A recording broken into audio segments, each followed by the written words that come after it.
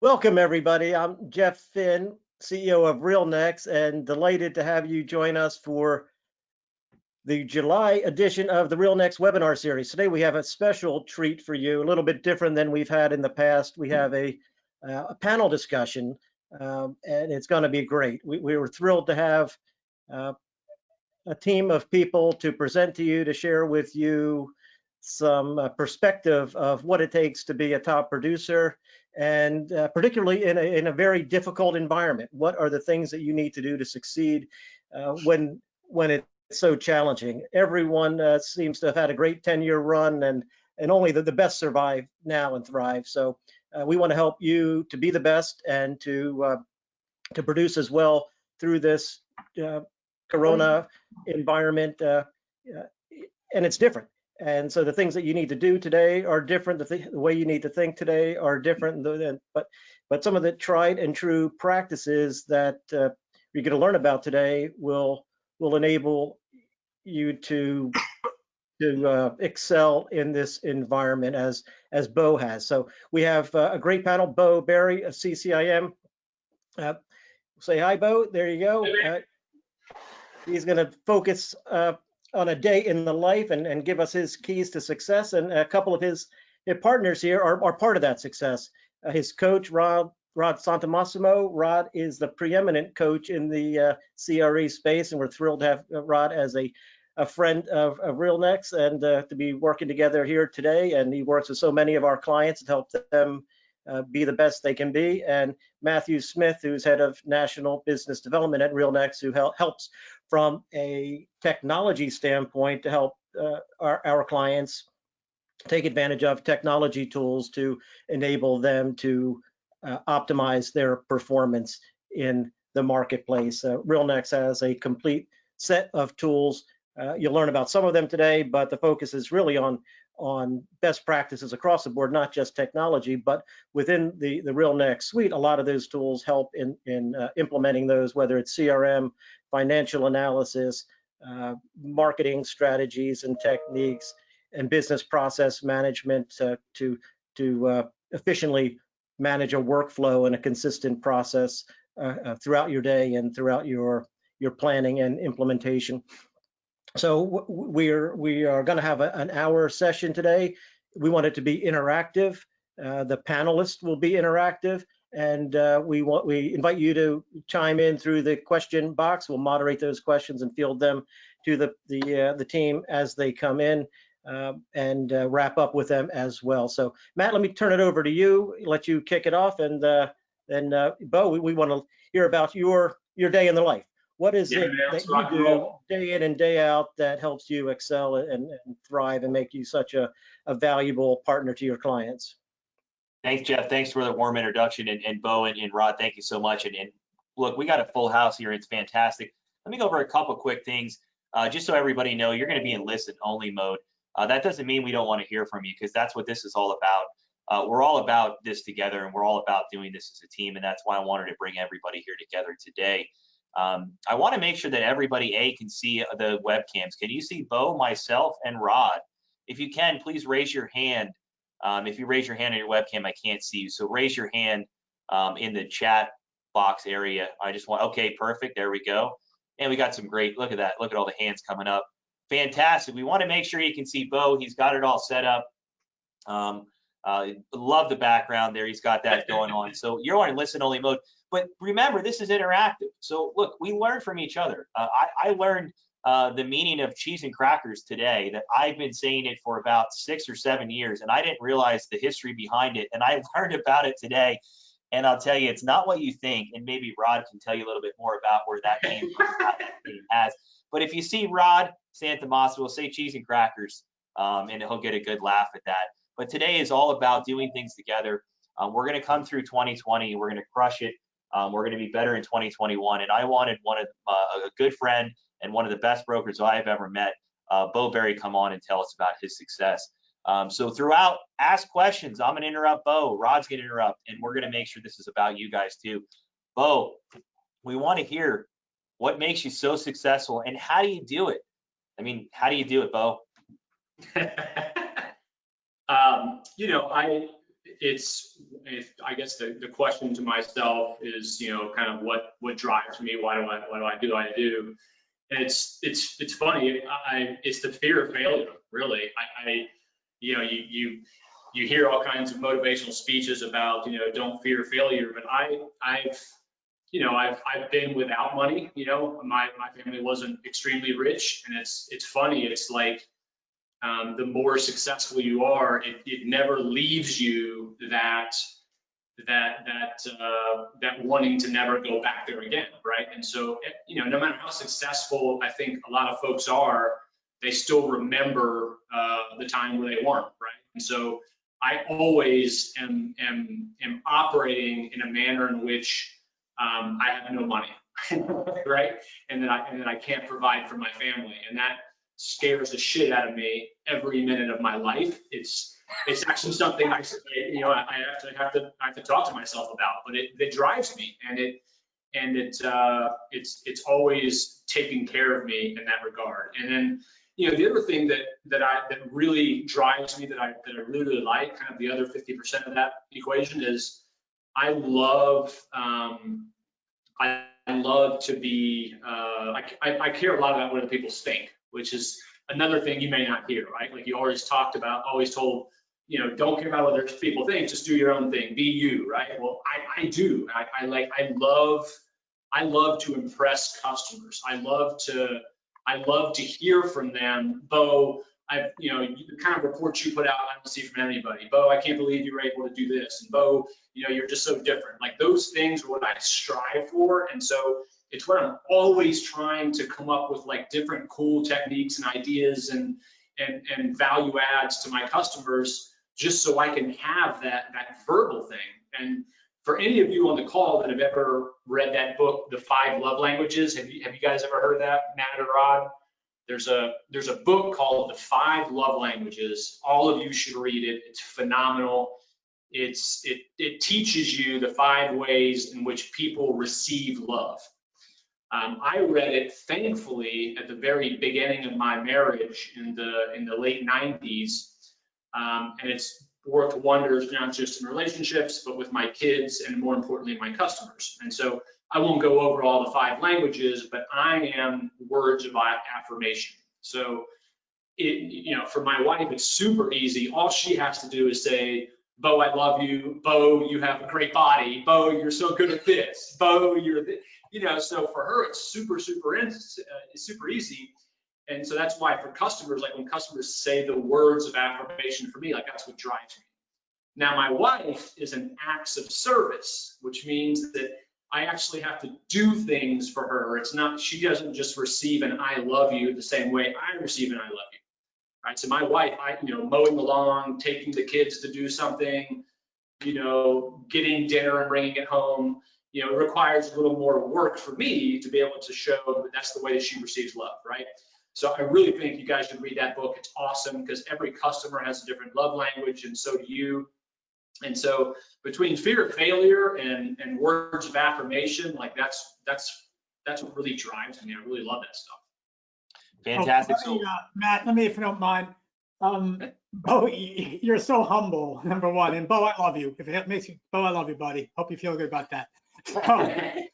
But people are asking, so who is Beau and what makes up Beau? And Beau's gonna be very humble. Beau is a consistent platinum producer in his organization. He's in a tertiary market, yet he earns more than most commercial brokers throughout the United States. And not because he's in a tertiary market. That could be an excuse, absolutely can. There's been times in the cycles during his tenure where things have been bad. That can be an excuse, but it hasn't been. Beau's consistently earning more and more every single year. So he's not going to tell you that, but that's why he's on this video. He told you that he's scared about making money tomorrow. He's worried about making money the next deal. That's what's driving him. One thing we all worried about, and let's face it, three kind of people when COVID hit: the panicked, hey, they're gone, they're not in brokerage anymore; the petrified, some of you may be petrified, not sure what to do. That's not Beau, but good for you, you're sticking around. Or 3, the Beaus of the world, hey, productive. Hey, people are calling him. Hey, people want help and are reaching out directly to him. Beau, what do I do now? Versus sitting back and not having business. So we're all worried about what happens if the market stops. Well, guess what? 4 months ago, the market stopped. Beau didn't stop. The reason Beau didn't stop is because, like you just said, he's grinding it every single day, every single day. So, Beau, I know you have these things you call your habits, these freakish things that you do. But let's talk about your perspective a little bit better. You actually look at every deal as in, oh, what can go wrong? Isn't that correct? Yeah. Yeah, I'm always doing sort of plan A, plan B, plan C stuff. So because every deal has hair. I mean, we all, whether you're on the phone as a commercial broker or residential broker or a lender or whatever, every single deal has issues. It just does. I can't even remember ones in which we had a 30-day due diligence and nothing went wrong, and we closed 30 days later, and the seller loves the buyer loves the seller, and kumbaya, and you get testimonials from everybody, and it's like it just doesn't ever happen, right? So I do a lot of research on the front end when I go to list a property. I want to know everything about it. I want to know, previous site plans that were done, what kind of sands are there, if they're going to develop something, if there are going to be issues there. Is it near a gas station? On the apartment side, have there been, murders? Is that going to be something that, so as you experience more and more things, like you kind of learn, what could potentially happen. And instead of just acknowledging what could potentially happen, I try to create a plan for it, right? And so I do a lot of front end work with the seller. So for instance, I'm working on a multifamily land piece right now, okay? And before I even went to market, I've talked to the engineers in the city, and I've asked about tree mitigation. I've found out what kind of sands there are in the dirt, and there's pretty bad sand, right? And so there might have to be excavated. The slope goes from 90 feet to 70 feet on the back end. There's the concurrency fees are big, and so I'm getting all this so that I can go back to the seller and be like, George, listen. I'm not sure if you know about all this stuff, but here's all the things with your land. We're still going to price it as though maybe it doesn't exist, but we just have to understand that during due diligence, if all this stuff is confirmed and the buyer needs to talk to us about price, I want you to know up front that these are the things I've confirmed with engineers and city that could come up. And once they start, doing soil tests and they start, measuring trees to see which ones have come up, we just need to be flexible. And as long as the buyer can prove without a shadow of doubt that these are real things, then we need to listen to it. Rather than getting, 45, 60, 90 days into a due diligence, and this shit comes up and I go back to or the buyer goes to the seller and needs to retrade $1 million, it's a whole different psychological mentality to the seller, right? And so I do as much as I can on the front end, and I use the word ferocious transparency. I think that's a huge thing that I get told is different about me. Unfortunately, it should be among all brokers, but I like to reveal things ASAP, upfront, all the time, so that it doesn't become a problem later on. Because it's the worst feeling in the world when you're 2 or 3 weeks before due diligence is over, and stuff comes up, and now the emotions are high, and you're having to renegotiate things. So yeah. Let me stop you there, because I know your 15 freakish habits and what makes you different. But this is about the average day you go through. I know one of your freakish habits, and let's talk about how you do this on a daily basis, is leveraging a CRM. So can you talk to us a little about, it's incredibly important to have CRM, folks. If you don't, this is a hobby to you, quite frankly. If you don't have a CRM, you're not running as a business. RealNex has a kick-ass CRM. They absolutely do. So, Beau, how do you go through your day, and where does a CRM fit, and how do you leverage that? Yeah, okay, so first of all, if you guys haven't read the DNA of CRE, it was a report put out by Broker List, and I can't remember what the other group was, but it interviewed 730 brokers, and it was disgusting. I actually did a video on it. If you go to my channel, Beau Beery on YouTube, I did a video on it for my customers on how to interview brokers. But what it said was something like 50 or 60% of brokers as a CRM are using either an Excel spreadsheet or frickin' Outlook. and it just blew my mind. And you know, to think that you can remember all the things you have to do in a day, to think that you can remember all of the buyer's criteria, to think that you can remember what every seller owns down to every metric, number of units, number of bedrooms, age, when the roof, it's impossible. And so a CRM, you know, listen, I love RealNex. That's what I've been using for over 20 years. I think it's the best, but frankly, I'm sure there's other ones that are pretty damn good as well, or as good, but it's only as good as the guy who's using it. And so let me just start from 30,000 feet. The way I use CRMs is I'm inputting constantly, myself and my assistant. And so let me give you for example. If I'm at a red light and I get a call on one of my listings, and instead of trying to remember their name and their number so that I can input it later on, I carry around a voice recorder. And so I turn on my voice recording stuff, and I'm taking down their information and what their acquisition criteria is and what they're looking for, blah, blah, blah. So when I get back, I'm inputting in everything. And I'm talking about everybody. I mean, if some guy calls me up and he sounds like a total doofus and I don't think he has any money at all and has no business looking at $10 million apartment complex, I don't care how bad the call was, I'm going to input that guy's information, and I do it everywhere. So if you're a retail leasing broker, if you sell industrial buildings, if you whatever it is you do, you need to be entering in all of these people. And so when I enter in, let's talk about a buyer first of all. When I enter in a buyer, I create RealNex search fields. So in RealNex, I enter in the ability to search by anything I want. So when a buyer tells me on the multifamily side, Beau, I want to buy 150 plus units, conventional only, I'll only buy in Jacksonville and Orlando, it has to be 1985 or newer, it has to have no more than $10,000 unit value add. I don't want it to have sold in the last 2 years because I'm probably not going to be able to buy it for the right price. Obviously if it refied in the last year, it's probably going to have defeasance. All these things, and I have a whole list of questions I ask a buyer. I'm entering in all this information into my CRM into a searchable field so that when I get a listing, okay, I can take thousands and thousands of people who are in my CRM and I can drill down, all the way down to usually it kicks back anywhere between 50 and 70 human beings that want this exact asset, right? And it's the same thing for retail leasing, for industrial sales, for land. You know all the questions that you need to ask of a buyer for a particular property.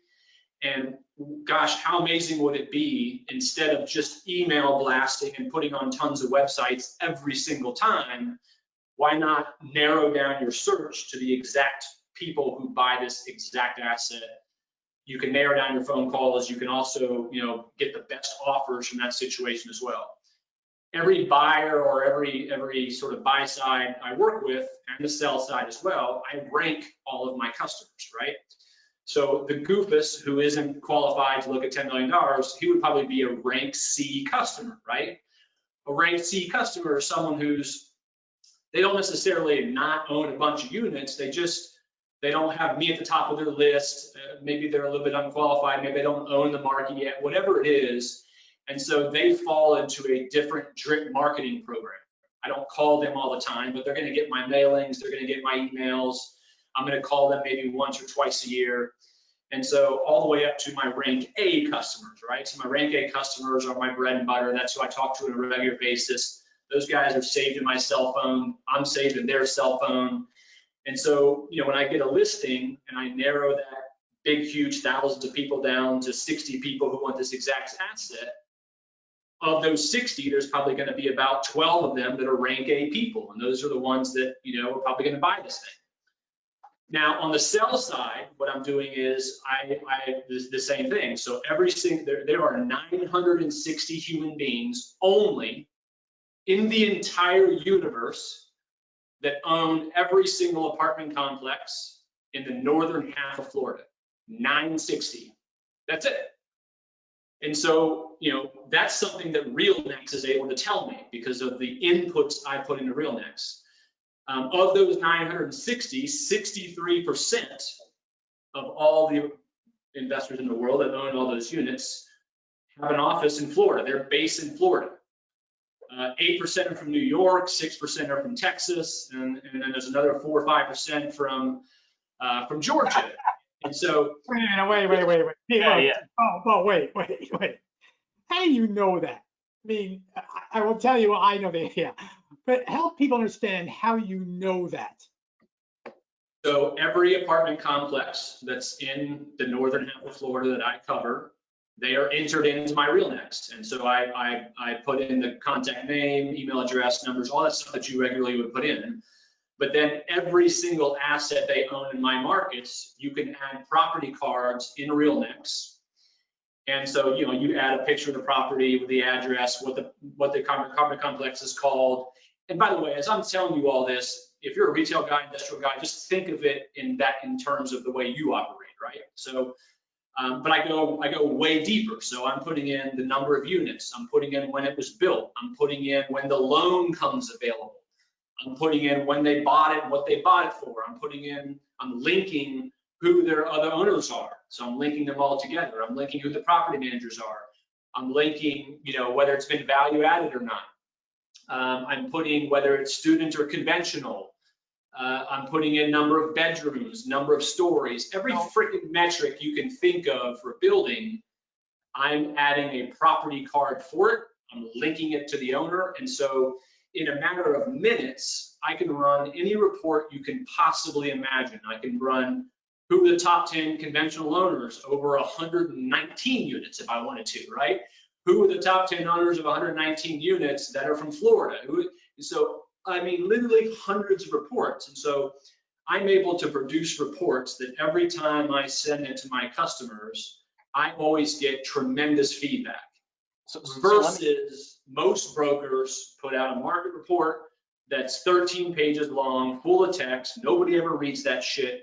I send out easy to read, one page, graph related in 10 seconds. You're like, wow, I didn't know that. That was really cool stuff, right? And so I send those out. And by the way, I don't just send it out to everyone. I can use RealNex to dive into who wants to know about student housing under 100 bedrooms in Tallahassee, you know, boom, boom, boom. And I can do a market report on that and just send it to those guys. So let me ask you a question then, because I got a couple things here, Rod, if you don't mind real quick. Yeah. How many people on your staff? I mean, do you have 5, 10, 15, 20 people doing this? I mean, how do you find the time to manage your data input versus checking emails versus other things? Because it sounds like you have a staff of what, 20 or 30 to manage all that, to do that. I mean, A, how do you find the time? B, how do you decide what you put in and what you don't put in? And then C, how do you manage all that together? I mean, because that, to me, that's just, I mean, hearing it sounds great, but it's overwhelming me. And you do it like clockwork. Well, there's, so I guess first of all, let me explain, you know, who's part of my team. So before I specialized in multifamily, I think I went all in multifamily when I got with Massimo in like 2013 or something. Before that, I did, you know, office, retail, land, industrial. I did sell a bunch of apartment complexes as well. And so during that time, you know, as things got busier and busier, and I decided to go into multifamily, the two folks that I was working with, the two other brokers, they took over all of the general commercial real estate business, so that all I did was multifamily starting whatever it was 7 or 8 years ago. And I had been doing, you know, general commercial real estate for whatever it was 15 years before that, going back to the late 90s. And so, you know, I have one employee. We literally just have, you guys know her, Tracy Ross. You know, coaching helped me hire the right person as well by doing personality tests and picking up someone who makes up my weaknesses. I knew Tracy from a previous position. We actually used to work together as well. But she does the vast majority of the RealNex entry, and I do a lot of it stuff myself. So you can, there's a couple things you can do. You can hire an assistant. First of all, I think everyone should have an assistant. If you're making, you know, let's just call it even 100, 150 grand, and just do what you got to do to afford it and get the right person and pay them as much as you can. But let's get past that. One side, you know, you can hire an assistant and they can, you know, you can have one person entering this information, or I had Tracy plus I would hire 2 or 3 other folks who could mine data, right? And so there are, you can go to Upwork, you can go to wherever, and there are legit human beings out there that can produce Excel spreadsheet lists with a lot of property information, certainly not everything that I'm talking about, but the basics of number of units, address, you know, when it was built kind of stuff, maybe like CoStar kind of stuff. And they can produce a lot of these lists. There are also other people that I've used to look up contact information for all of the, you know, all the buyers and sellers. And so anyway, once you get into a nice Excel spreadsheet, RealNex, and I'm sure most CRMs, you can then import everything all at one time, hundreds if not thousands of records. And then for the more specialized stuff, diving in deeper about getting, you know, loan information and when they bought it and all this stuff, Tracy does a lot of that. And the reason I want Tracy to do that is because Tracy is a licensed real estate person. She's been in the business for a long, long time. She is by far the most valuable person in my organization. And so she knows commercial real estate. And so she knows when, you know, if she sees a 100-unit complex that, you know, that's sold for $3 million, that's probably not right, right? So she dives a little bit deeper and figures out whether that was a qualified sale or was it some sort of internal deal or what it was.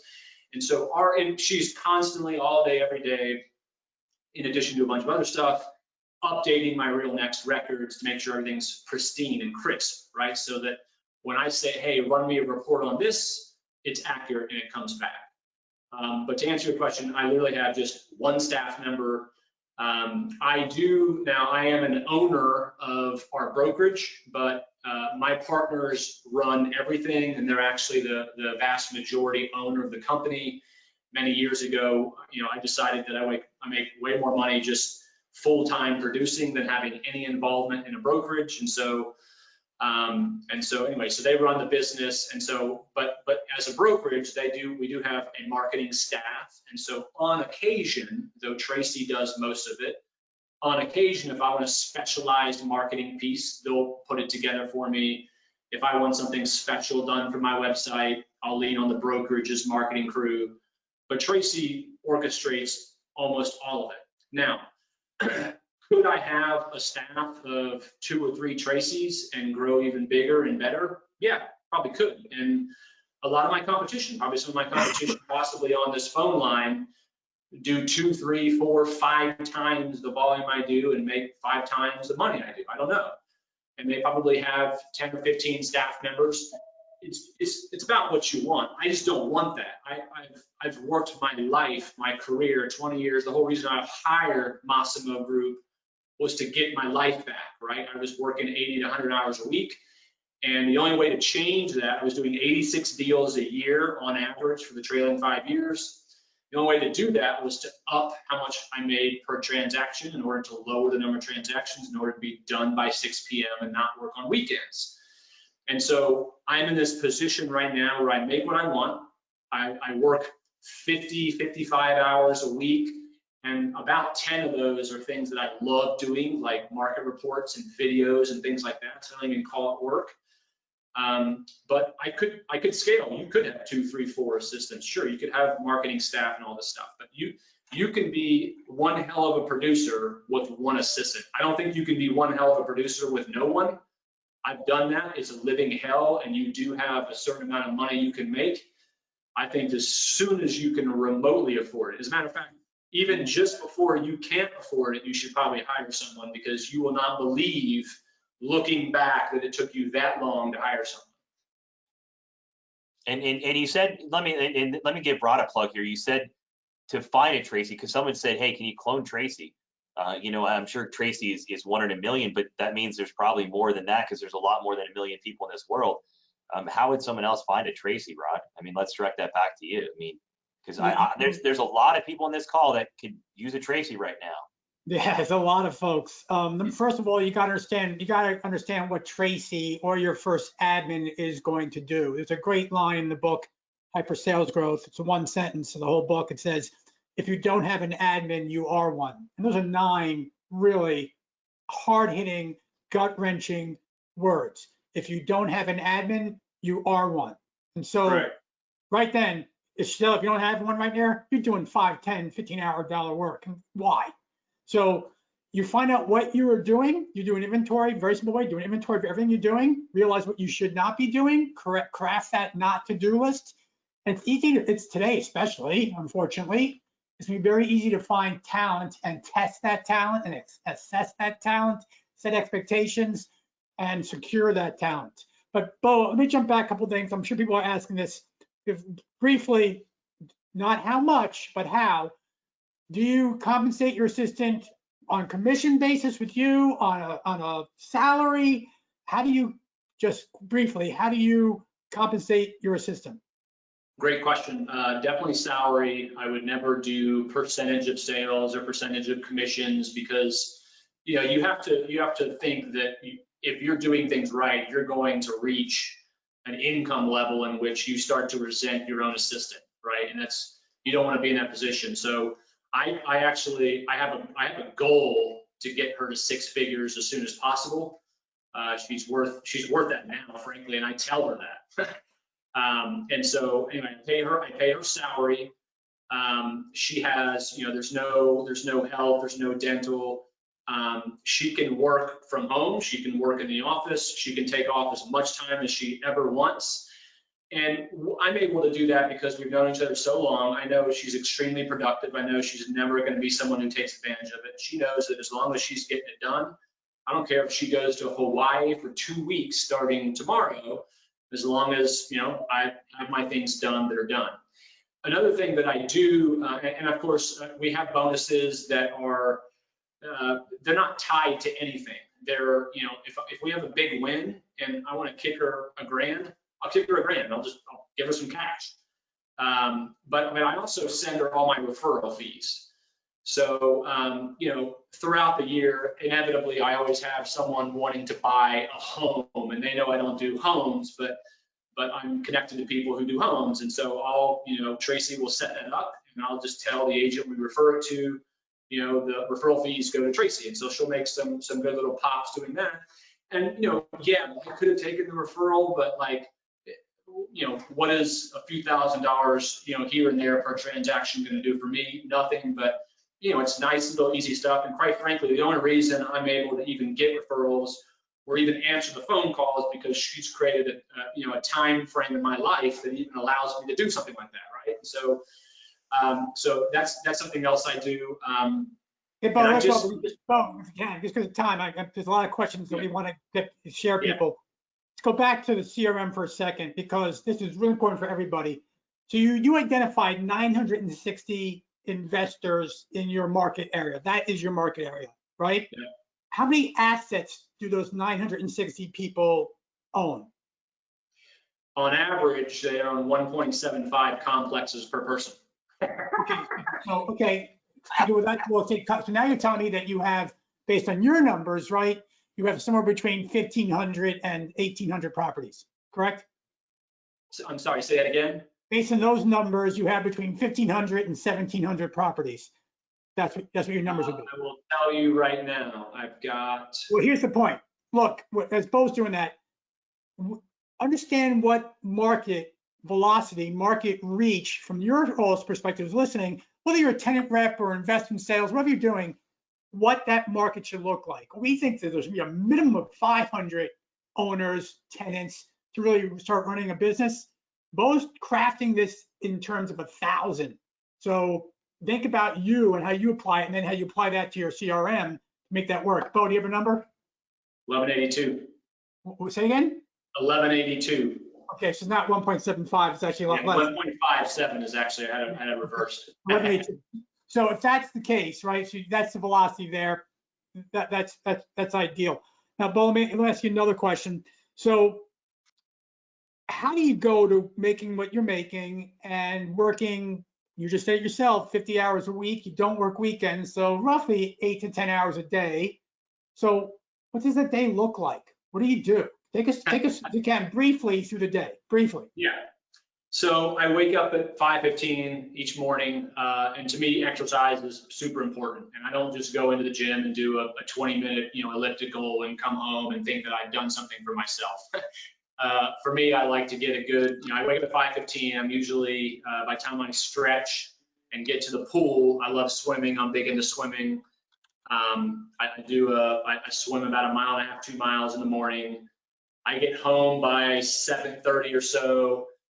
I'm doing breakfast, and while I'm doing breakfast, I'm watching YouTube videos, right? And so I'm watching YouTube videos on two things. One of them is I love cars, and the other one is on how to grow my YouTube channel, which I've just gotten into in the last few months during COVID, which we can talk about.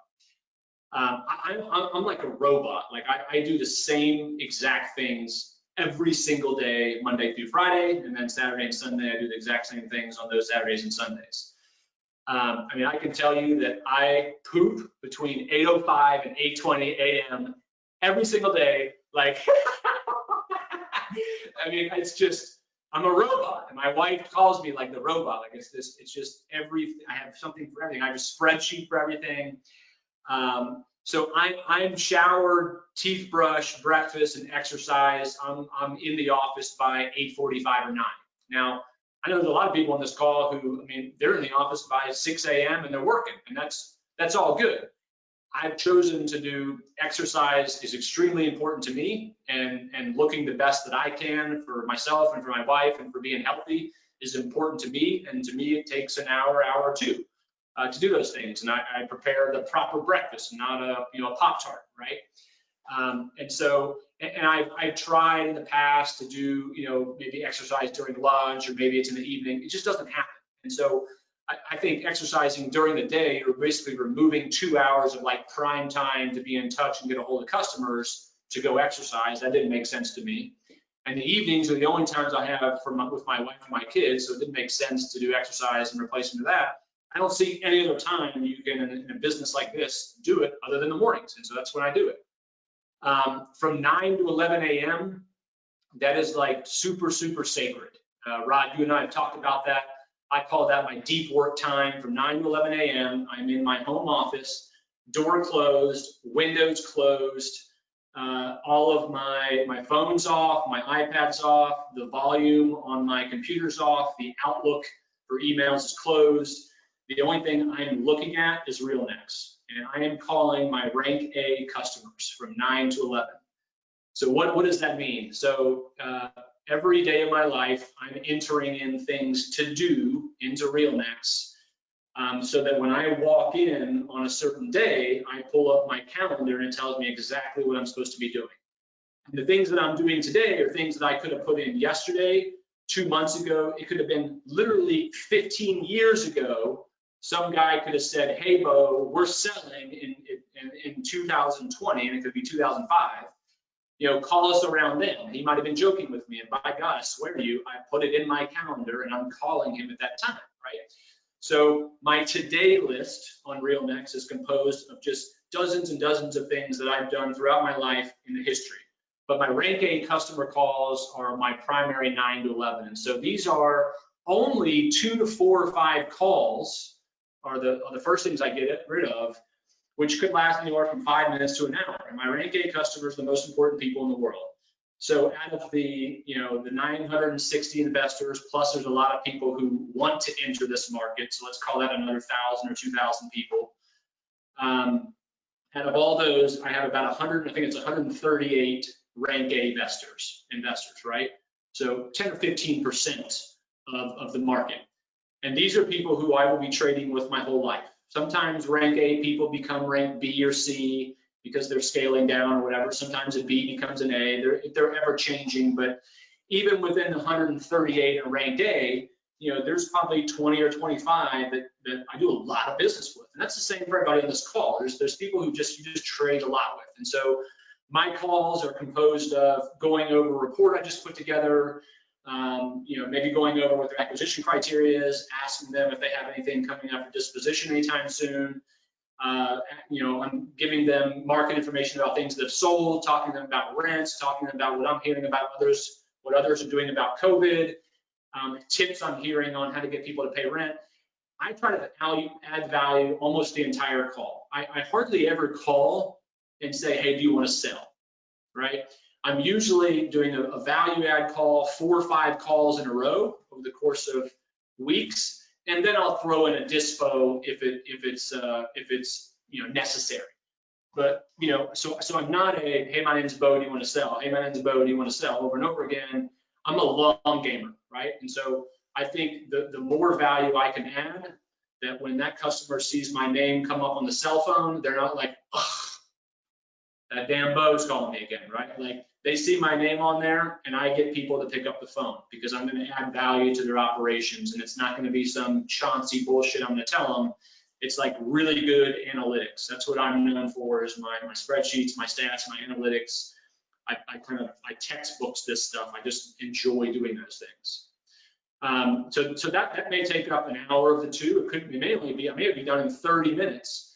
And the rest of the time is I'm going to go down to my rank B. So my rank A people, I talk to minimum every 60 days.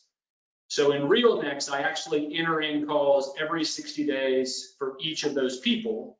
The reality is I probably talk to them every other week, but I have as a backstop every 60 days minimum. My rank Bs are quarterly, and my rank Cs are between 1 and 2 times a year. And that means an actual phone call. Now, all of them get drip marketing from me. I'm doing at least 1 email a month. I'm doing a mailing every month or every couple months, depending. And they're hearing from me. I may call some Cs several times a year if I'm trying to find something for a 1031 guy. But I get my A, Bs, and Cs done right away, and then if there's time left between 9 and 11, I take care of the other things that are on there. Like there could be a loan coming up that I put a call in for 7 years ago, and the loan's coming up in a year, and so I'm going to call that guy up and say, hey, are you refining? Are you selling? What are you doing, right?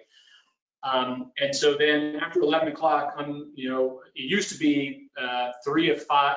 At minimum of 3 days a week, I would lunch with a customer or someone in my business, attorneys, appraisers, or whatever. Now that COVID's here, I have lunch with my family every day. So my in-laws come over, my wife and kids, we literally sit around a table every lunch at my house, and we have lunch. And then, so that's usually over by, 12 o'clock. And then from 12 to 2 or 3 o'clock, I'm usually returning, the tons of emails and voice messages. I always do the voice messages first because those are more important to me than the emails. And that can, it usually lasts a couple of hours. And then I start more prospecting calls. So the prospecting calls, again, are not, hey, my name's Beau, do you want to sell? It's more adding value. It's talking to more Bs, more Cs, sometimes more As, and just, hey, what are you up to? Have you put anything under contract since COVID? Hey, let me tell you what I heard of what some guys are doing over here about this. And by the way, did you say that so-and-so sold, 2 streets over from the complex that you own? By the way, here's what their rents were. And so I give them stuff that I would want if I owned the property, like real stuff. I want them to love seeing my number pop up on their call, not hate it, right? So it's that whole reinforcement thing that I'm always after. And I'm done by 6 o'clock. I have many years ago, Rod, you know this, I got so busy in my life and I just was pulling my hair out. And so I had to make a change. And so for me, cutting my life off at 6 p.m. Monday through Friday was extremely important. 6 o'clock on the dot, my wife and all my kids were all as robotic as I am almost. We eat at 6 o'clock, we're all at the dinner table. We're done by 6:45. Melissa and I take our dog on a walk for an hour.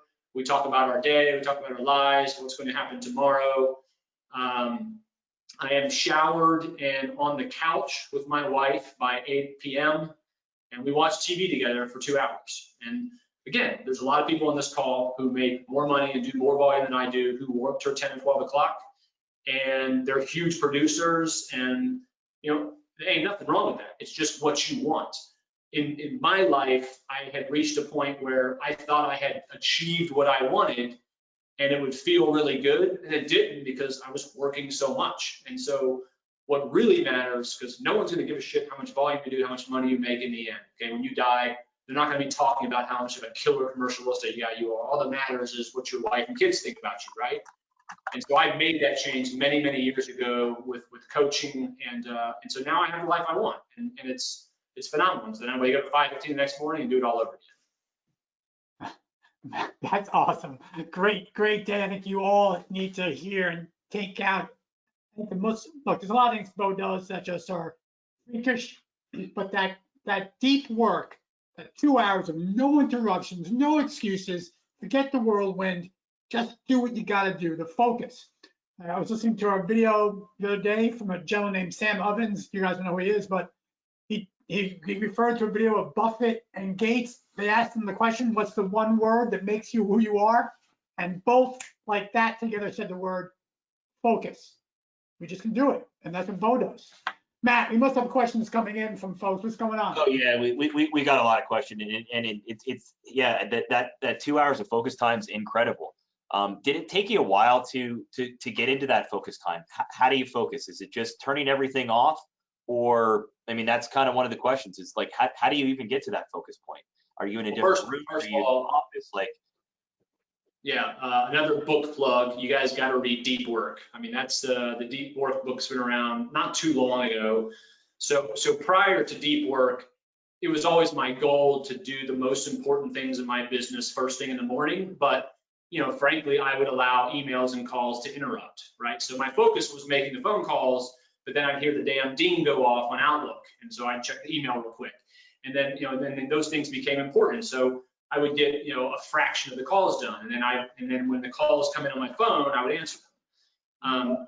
One of the tricks I do to just as a side story is I enter every human being into my phone. So every call I get, no matter how minuscule it is, I save their name on there, so that if a call does come in, after my 11 o'clock time frame, I can choose whether or not to answer it because I recognize who it is. So that way, if I'm working on doing a valuation or a BOV or whatever it is, I hate taking my mind out of something. And the phone as a broker is the number one thing. But when I can see Joe Schmo's calling, I know what he wants. I don't need to answer that. But if you don't have it saved in there, it's habit that we answer. We want to be that broker who answers the phone call, right? And it's just, you don't have to do that, but you can only do that if you know what the names are that are in there. But Deep Work is a great book that basically talks about what we're talking about: getting into a hole, turning off the world, getting rid of social media, and doing the most important things in your life. My coach tells me, Beau, if you have 2 meaningful rank A calls a day, I don't give a shit if you stop working for the day. Like, go to the beach. You have 2 meaningful calls to rank A's a day. Now, obviously, I do a little bit more than that, but you get his point is that, if those 138 people in your life, if you can get up, first of all, if you can get anywhere close to 138, you're going to live very, very well the rest of your life with not many people. And so, as you're going through your rank A list, again, a rank A is someone who loves you. They answer your call. They think you're an authority. They look to you. You're the shit. And you love them, and you like speaking to them, and you like working with them, and they trade often, and you do lots of business together, and they will send you referrals, and you will refer people to them. And those are the people who are rank A's. Rank B's may be huge players and trade a lot, and they just don't love you as much. Maybe they talk to lots of other brokers. Maybe they hire other brokers other than you some more often. And then a rank C is a guy who probably you just don't do a whole lot of business with, but they might become a B someday. But it's just discipline, dude. It's, my wife and kids know from 9 to 11, Monday through Friday, you do not come through that door unless people are being murdered. I mean, just there better be blood on the floor outside my door with heads open. so let's go back to that, right? So I love it. I love that 2 hours. And look, I use it here. And I actually have something inside of Outlook, and it helps me as well.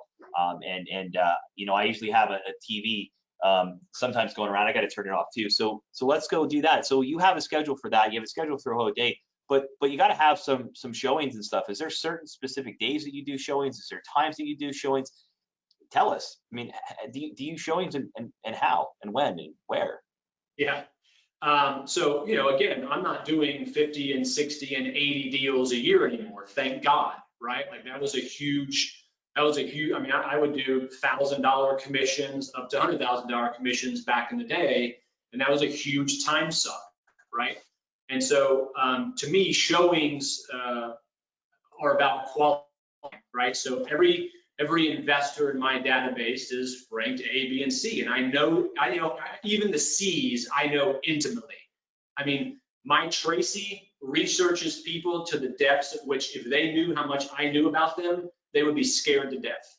I have pictures, I have who their kids are, where they went to school, what their favorite, cars are, where they go on vacations. And so in the RealNex notes, she puts in social media accounts, articles about them, where they went to school, pictures. And so I know all of these things, right? And so because I know so much about them, I also qualify them. So if I have a $20 million apartment complex and I got a guy, who wants to go see it, that's never bought anything over a $3 million complex, I'm going to qualify him further down to the point where I may not need to go do that showing, right? So as far as how I do showings, yeah, sure, I certainly try to, to put them all together, especially if it's out of town. So when I go out of town, and we can discuss this later, but I always use drivers everywhere I go, so I don't lose hours and hours of time going somewhere. And so I'll usually schedule showings of an apartment complex over a 1 or 2 day period, spaced out. But I don't drop everything I'm doing just to go show some, one individual buyer or a complex. That's typically, unless it's a rank A, killer B. So look, this has been absolutely phenomenal. We're gonna have to end soon because time constraints and everything. But I think there's one thing that I want to know personally, as well as many other people. You make these value add calls. Maybe you can give us an example. Maybe you can't give us an example, but what do you do on a phone call? A, to quickly prepare for it, and then B, to make that initial reach, because we have so many people on here that might be struggling to get a deal. And they might be doing, hey, I'm Matt, you want to sell? What is something you can give them as a tip that maybe they can get their foot in the door with an owner besides that? Or maybe that'd be better for Rod even, I don't know. It's market reports. I mean, to me, it's until you have a CRM or a system for having every single property down to the detail, and I track every single closing, so I have spreadsheets and my RealNex tracks all that stuff. Every single closing metrics. The number of things you can talk about when using data is endless.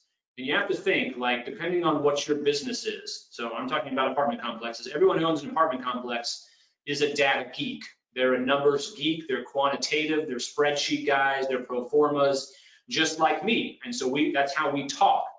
A lot of these guys I can't call up and just shoot the shit about what we did over the weekend, right? It's not that kind of business. Maybe residential realtors can do that, right? But that's not my line of business. And so we talk numbers. So I can run any report I want. If I decide that, if I see that my 4 rank A calls tomorrow are mostly student housing guys that do stuff over 300 beds, I'll put together information about those kinds of assets. It could be about what rents are going for, what's the percentage collection of rent so far in Tallahassee and Gainesville during COVID. What am I hearing about? I keep in touch with each university on how many students are signed up so far. I can relay that information. I just did a video yesterday on if tenants aren't paying rent, and you can't evict during a moratorium. I just did a quick 6 or 8, maybe it was a 10-minute video with an attorney in town on that. And so I plan on sending that to a lot of my rank A and B customers. I'm going to follow up and say, hey, did you see that video? If you have any customers that aren't paying rent, you got to call up Jack. By the way, here's how I know Jack. Here's his qualifications. Have you heard anything different? Are you doing anything different? So it's just a quick little, these don't have to be 20-minute phone calls. In fact, I usually do them, really quickly, 5 or 6 minutes. But if you are tracking in data, there is no reason you don't have tons to talk about. I mean, it's just, And another easy one is things that have sold nearby. Who the hell doesn't want to know about a deal that's sold nearby? Or if you're in retail leasing, if I'm a restaurant guy, I'd love to know what restaurant lease was done on the other side of town. I don't care if it was half the size of mine.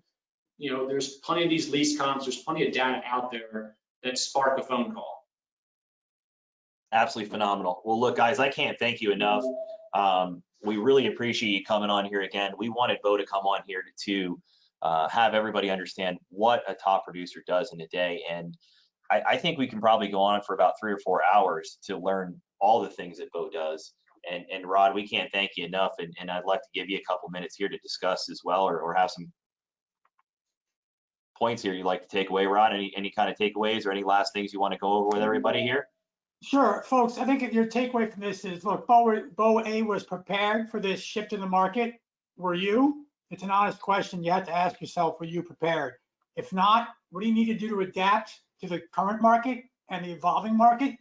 If you're asking, that Matt asked the question to Beau, people need deals. If you need deals, that means you weren't prepared. Because if you need deals, an author, Mark Hunter, says you have commission breath, no one wants to talk to you. They don't, right? Use the data Beau talked about. You all have, whether you're a tenant or leasing or refinance, you have COVID issues, you have reopening issues, you have restructuring issues, you have PPP issues still now that's been extended. You have so many things to talk about to people today.